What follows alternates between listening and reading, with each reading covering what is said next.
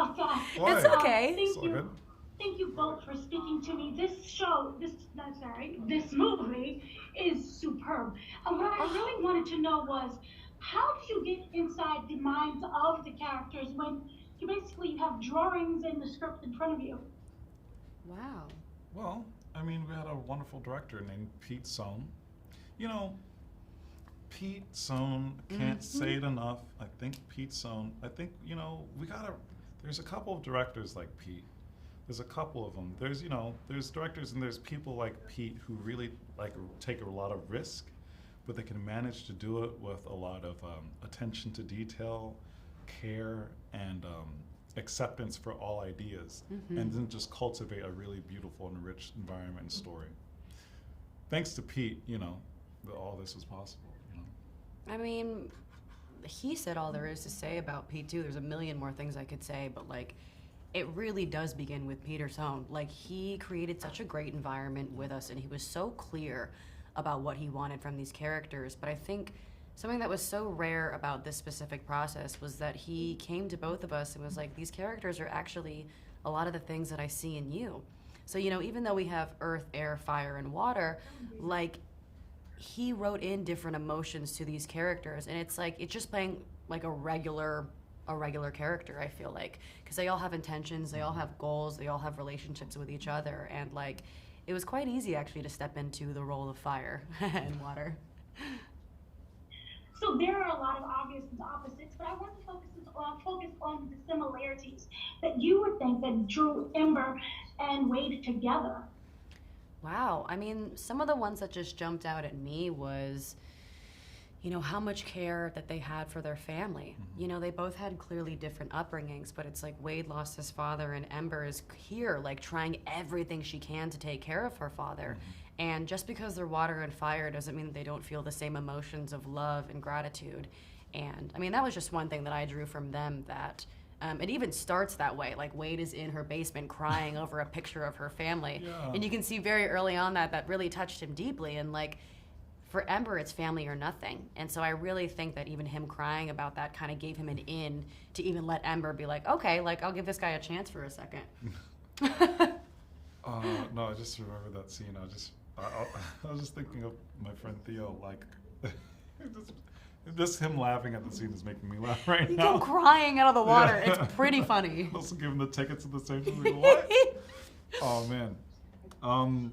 Right. Well, sorry, I was just getting caught up. There's similarities. Oh, yeah, the similarities. Yeah, this, honestly, it's all in the script, so it's not like we had to bring it out, and, we just had to really embody it. I mean, I had a teacher that described acting as more of an interpretation than anything else, and I thought that was really interesting. But with this, is just really an embodiment of something that felt like a real alive text, and the similarities were just in the script, so we just had to do what we had to do. Yeah. What I really love is the transformation of both characters, and so what I wanted to know, through transparency with Wade, he is water. Ember seems to change not because of Wade, but because it seems like he allows her to. So can you focus or talk about the change within both characters that you feel that without each other wouldn't necessarily have happened any other way? I don't know if I'd say it as if Wade allows her to do anything. I think you just sometimes you just need a little nudge. She's so close on her own. I think she's so close. She knows something's not right. She doesn't quite know why, but she's why can't I control my temper? And then she meets this guy who's so clear about how he feels about everything and why, because he's cultivated that and his family's cultivated that.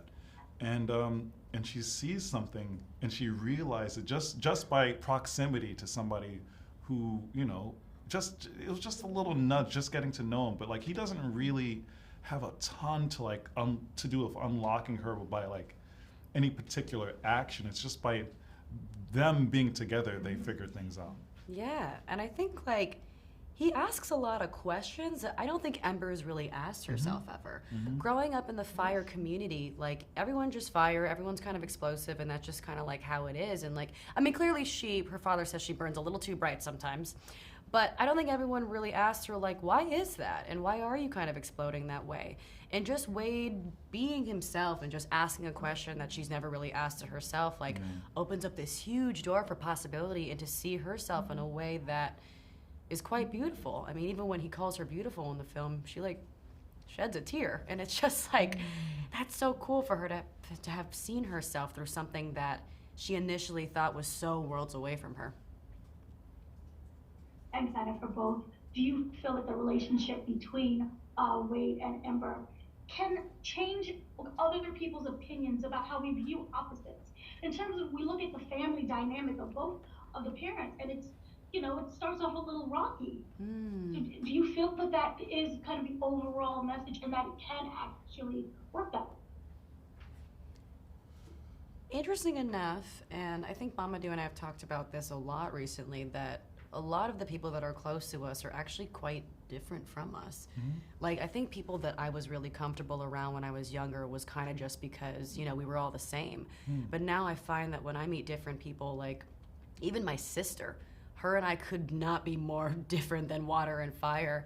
But at the end of the day, we come together on, you know, the same basis and same morale. But like, I learned so much from who people in my life are that are different, because I don't have those qualities, you know, but like taking away those lessons and just, you know, kind of being able to accept people for who they are. Like, I feel like in turn that gives back to you acceptance for your own self and your own unique qualities that could be different to someone else too. I mean, what do you think? Yeah, no, I mean,